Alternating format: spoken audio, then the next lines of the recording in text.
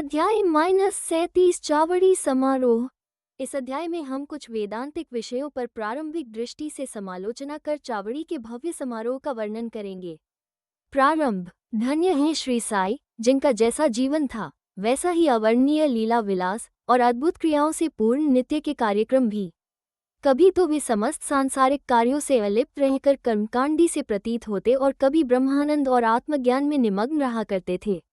कभी वे अनेक कार्य करते हुए भी उनसे असंबद्ध रहते थे।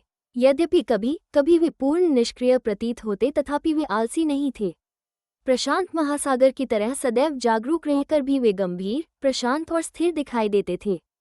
उनकी प्रकृति का वर्णन तो सामर्थ्य से परे है। ये तो सर्वविदित है कि वे बाल ब्रह्मचारी थे।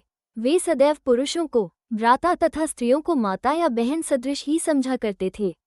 उनकी संगति द्वारा हमें जिस अनुपम ज्ञान की उपलब्धि हुई है, उसकी विस्मृति मृत्यु पर्यंत न होने पाए, ऐसी उनके श्रीचरणों में हमारी विनम्र प्रार्थना है।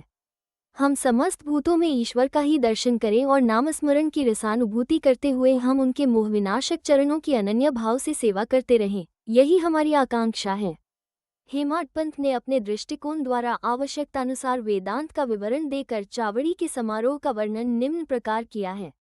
चावड़ी का समारोह। बाबा के शयनागार का वर्णन पहले ही हो चुका है।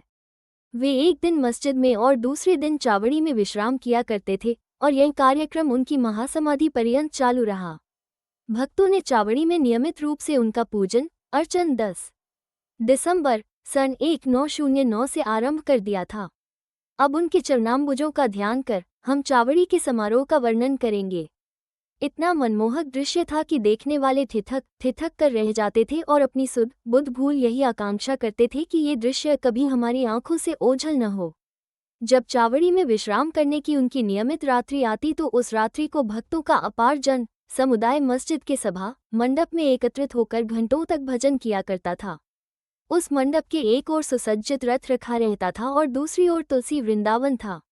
सारे रसिक जन सभा मंडप में ताल, चिपलिस, करताल, मृदंग, खंजरी और ढोल आदि नाना प्रकार के वाद्य लेकर भजन आरंभ कर देते थे। इन सभी भजनानंदी भक्तों को चुंबक के समान आकर्षित करने वाले तो श्री साई बाबा ही थे। मस्जिद के आंगन को देखो तो भक्तगण बड़ी उमंगों से नाना प्रकार के मंगल कार्य संपन्न करने में संलग्न थे। कोई तोरण बांधकर दीपक जला रहे थे तो कोई पालकी और रथ का श्रृंगार कर निशानादि हाथों में लिए हुए थे। कहीं कहीं श्री साई बाबा की जय जयकार से आकाशमंडल गुंजायमान हो रहा था। दीपों के प्रकाश से जगमगाती मस्जिद ऐसी प्रतीत हो रही थी मानो आज मंगलदायिनी दीपावली स्वयं शिरडी में आकर विराजित हो गई हो। मस्जिद के बाहर दृष्टिपात किया तो द्वार पर श्री साई बाबा का पूर्ण सुसज्जित घोड़ा श्याम सुंदर खड़ा था। श्री साई बाबा अपनी गादी पर शांत मुद्रा में विराजित थे कि इसी बीच भक्त मंडली सहित तात्या पाटिल ने आकर उन्हें तैयार होने की सूचना देते हुए उठने में सहायता की। घनिष्ठ संबंध होने के कारण तात्या पाटिल उन्हें मामा कहकर संबोधित किया करते थे। बाबा सदैव की भांति अपनी वही कफनी पहनकर बगल में सटका दबाकर चिलम और तंबाकू साथ लेकर कंधे पर एक कपड़ा डालकर चलने को तैयार हो गए। तभी तात्या पाटिल ने उनके कांधों पर एक सुनहरा जरी का शेला डाल दिया। इसके पश्चात स्वयं बाबा ने धूनी को प्रज्वलित रखने के लिए उसमें कुछ लकड़ियां डालकर तथा धूनी के समीप के दीपक को बाएं हाथ से बुझाकर चावड़ी को प्रस्थान कर दिया। अब नाना प्रकार के वाद्य बजने आरंभ हो गए और उनसे विविध स्वर निकलने लगे। सामने रंग बिरंगी आतिशबाजी चलने लगी और नर नारी भांति भांति के वाद्य बजाकर उनकी कीर्ति के भजन गाते हुए आगे आगे चलने लगे। कोई आनंद विभोर हो नृत्य करने लगा तो कोई अनेक प्रकार के ध्वज और निशान लेकर चलने लगे। जैसे ही बाबा ने मस्जिद की सीढ़ी पर अपने चरण रखे, वैसे ही भालदार ने ललकार कर उनके प्रस्थान की सूचना दी। दोनों ओर से लोग चंवर लेकर खड़े हो गए और उन पर पंखा झलने लगे। फिर पथ पर दूर तक बिछे हुए कपड़ों के ऊपर से समारोह आगे बढ़ने लगा। तात्या पाटिल उनका बायां तथा महाल साप्ती दायां हाथ पकड़कर तथा बापू साहिब जोग उनके पीछे छत लेकर चलने लगे। इनके आगे आगे पूर्ण सुसज्जित अश्वश्याम सुंदर चल रहा था और उसके पीछे भजन मंडली तथा भक्तों का समूह वाद्यों की ध्वनि के संग हरि और साई नाम की ध्वनि, जिससे आकाश गूंज उठता था, उच्चारित करते हुए चल रहा था। अब समारोह चावड़ी के कोने पर पहुंचा और सारा जनसमुदाय अत्यंत आनंदित तथा प्रफुल्लित दिखलाई पड़ने लगा। जब कोने पर पहुंचकर बाबा चावड़ी के सामने खड़े हो गए, उस समय उनके मुख मंडल की दिव्य प्रभा बड़ी अनोखी थी। ऐसा प्रतीत होने लगा मानो अरुणोदय के समय बाल रवि क्षितिज पर उदित हो रहा हो। उत्तराभिमुख होकर वे एक ऐसी मुद्रा में खड़े हो गए जैसे कोई किसी के आगमन की प्रतीक्षा कर रहा हो। वाद्य पूर्ववत ही बजते रहे और वे अपना दाहिना हाथ थोड़ी देर ऊपर नीचे उठाते रहे। वादक बड़े जोरों से वाद्य बजाने लगे और इसी समय काका साहिब दीक्षित गुलाल की वर्षा करने लगे। बाबा के मुखमंडल पर रक्तिम आभा जगमगाने लगी और सब लोग तृप्त हृदय होकर उस रस माधुरी का आस्वादन करने लगे। इस मनमोहक दृश्य और अवसर का वर्णन शब्दों में करने में लेखनी असमर्थ है। भाव विभोर होकर भक्त महाल साप्ती तो नृत्य करने लगे, परंतु बाबा की अभंग एकाग्रता देखकर सब भक्तों को महान आश्चर्य होने लगा। एक हाथ में लालटेन लिए तात्या पाटिल बाबा के बाईं ओर और आभूषण लिए महाल साप्ती दाहिनी ओर चले। देखो तो कैसे सुंदर समारोह की शोभा तथा भक्ति का दर्शन हो रहा है। इस दृश्य की झांकी पाने के लिए ही सहस्त्रों नर नारी, क्या अमीर और क्या फकीर, सभी वहां एकत्रित थे। अब बाबा मंद गति से आगे बढ़ने लगे और चारों ओर प्रसन्नता का वातावरण दिखाई पड़ने लगा। संपूर्ण वायुमंडल भी खुशी से झूम उठा और इस प्रकार समारोह चावड़ी पहुंचा। अब वैसा दृश्य भविष्य में कोई न देख सकेगा। अब तो केवल उसकी याद करके आंखों के सम्मुख उस मनोरम अतीत की कल्पना से ही अपने हृदय की प्यास शांत करनी पड़ेगी।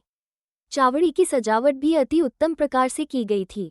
उत्तम चांदनी, शीशे और भांति भांति के हांडी लालटेन लगे हुए थे। चावड़ी पहुंचने पर तात्या पाटिल आगे बढ़े और आसन बिछाकर तकिए के सहारे उन्होंने बाबा को बैठाया।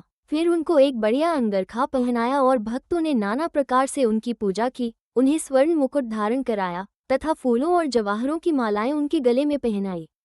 फिर ललाट पर कस्तूरी का वैष्णव तिलक तथा मध्य में बिंदी लगाकर दीर्घ काल तक उनकी ओर अपलक निहारते रहे। उनके सिर का कपड़ा बदल दिया गया और उसे ऊपर ही उठाए रहे, क्योंकि सभी शंकित थे कि कहीं वे उसे फेंक न दें, परंतु बाबा तो अंतर्यामी थे और उन्होंने भक्तों को उनकी इच्छानुसार ही पूजन करने दिया। इन आभूषणों से सुसज्जित होने के उपरांत तो उनकी शोभा अवर्णनीय थी। नाना साहेब निमोनकर ने एक सुंदर वृत्ताकार छत्र लगाया जिसके केंद्र में एक छड़ी लगी हुई थी। बापू साहेब जोग ने चांदी की एक सुंदर थाली में पादप्रक्षालन किया और अर्घ्य देने के पश्चात उत्तम विधि से उनका पूजन अर्चन किया और उनके हाथों में चंदन लगाकर पान का बीड़ा दिया। उन्हें आसन पर बिठलाया गया। फिर तात्या पाटिल तथा अन्य सब भक्तगण उनके श्री चरणों पर अपने शीश झुकाकर प्रणाम करने लगे। जब वे तकिए के सहारे बैठ गए तब भक्तगण दोनों ओर से चंवर और पंखे झलने लगे। श्यामा ने चिलम तैयार कर तात्या पाटिल को दी। उन्होंने एक फूंक लगाकर चिलम प्रज्वलित की और उसे बाबा को पीने को दी। उनके चिलम पी लेने के पश्चात फिर वो भगत महाल साप्ती को तथा बाद में सब भक्तों को दी गई। धन्य है वो निर्जीव चिलम, कितना महान तप है उसका, जिसने कुम्हार द्वारा पहले चक्र पर घुमाने, धूप में सुखाने, फिर अग्नि में तपाने जैसे अनेक संस्कार पाए। तब कहीं उसे बाबा के कर स्पर्श तथा चुंबन का सौभाग्य प्राप्त हुआ। जब ये सब कार्य समाप्त हो गया तब भक्तगण ने बाबा को फूलमिलाओं से लाद दिया और सुगंधित फूलों के गुलदस्ते उन्हें भेंट किए। बाबा तो वैराग्य के पूर्ण अवतार थे। वे उन हीरे जवाहरात व फूलों के हारों तथा इस प्रकार की सज धज में कब रुचि लेने वाले थे, परंतु भक्तों के सच्चे प्रेमवश ही उनके इच्छानुसार पूजन करने में उन्होंने कोई आपत्ति न की। अंत में मांगलिक स्वर में वाद्य बजने लगे और बापू साहिब जोग ने बाबा की यथाविधि आरती की। आरती समाप्त होने पर भक्तों ने बाबा को प्रणाम किया और उनकी आज्ञा लेकर सब एक एक करके अपने घर लौटने लगे। तब तात्या पाटिल ने उन्हें चिलम पिलाकर गुलाब जल इत्र इत्यादि लगाया और विदा लेते समय गुलाब का एक पुष्प दिया। तभी बाबा प्रेमपूर्वक कहने लगे कि तात्या, मेरी देखभाल भली भांति करना। तुम्हें घर जाना है तो जाओ, परंतु रात्रि में कभी कभी आकर मुझे देख भी जाना।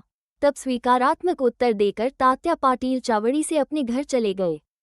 फिर बाबा ने 60 से 65 सफ़ेद चादरें बिछाकर स्वयं अपना बिस्तर लगाकर विश्राम किया। अब हम भी विश्राम कर और इस अध्याय को समाप्त करते हुए हम पाठकों से प्रार्थना करते हैं कि वे प्रतिदिन शयन के पूर्व श्री साईं बाबा और चावड़ी के समारोह का ध्यान अवश्य कर लिया करें। श्री सद्गुरु साईनाथार्पणमस्तु। शुभं भवतु।